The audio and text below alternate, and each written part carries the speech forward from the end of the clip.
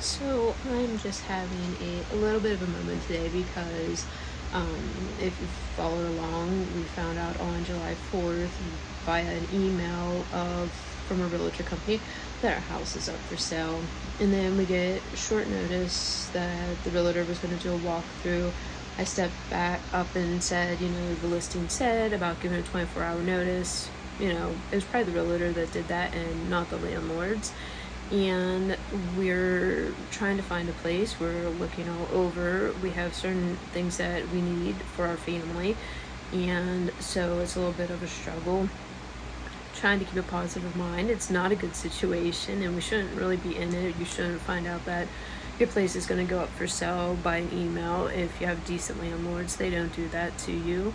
And my thing is, currently, I'm not a religious person, but I'm a spiritual person. I look at my Bible and stuff, and I was reading today out of my one book, devotional, The Danger of Playing God, and the one scripture is, do not pervert justice, do not show partiality to the poor or favoritism to the great, but judge your neighbor fairly.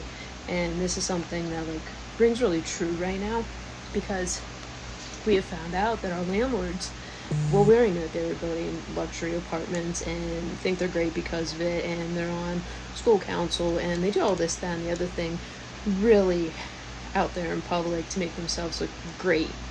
But as a tenant, I can tell you they're not great. And if you're going to keep luxury apartments and have a certain status with those apartments, and those are the only ones you want to keep, and you're willing to do whatever to make even more money, let me tell you, you're not serving God, you're serving money, first off. And I think what really grinds my gears on this one is because they are big in their church, and they're big on so many different things. And I think we currently live in a world, a community here and everywhere, that we're seeing so much things that aren't godlike at all. And it's if we would actually get back to compassion and empathy and love for one another and kindness, that's what it was all supposed to be a foundation of. So if you're the type of person who wants to see how big your pockets can get while people are hurting, while people can't afford food for on their tables, and you're like, yes, get rid of SNAP and get rid of benefits, you're the problem. And please do not say that you're a Christian person, because you're not, because that is not what it's supposed to be about. I guess the moral of the story was that I needed to voice a little bit, because God stands for so much more than money, because that's not God at all. And I'm not here to judge, and I don't want to be judged, but I am. And it's not okay. And I am a faithful person, and I believe everything works out for the greater good. And I believe, too, that God watches what everybody does and sees what's in people's hearts, not the facade that you put on to make yourself look almighty to the community around you.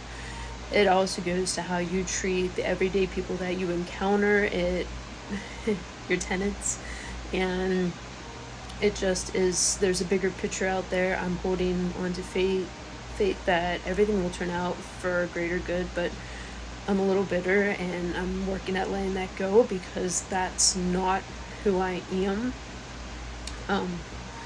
But if you're out there and you're going through stuff, and I just pointed out, all the people that are yeah, get rid of benefits, and people need to work. Well, people do work. People work 2 and 3 jobs, and single parents trying to manage a household and never getting to be home with their kids because they have to work 2 jobs. And yes, they still fall under guidelines, so they get some help. And if you have a problem with that, donate all of your money, okay?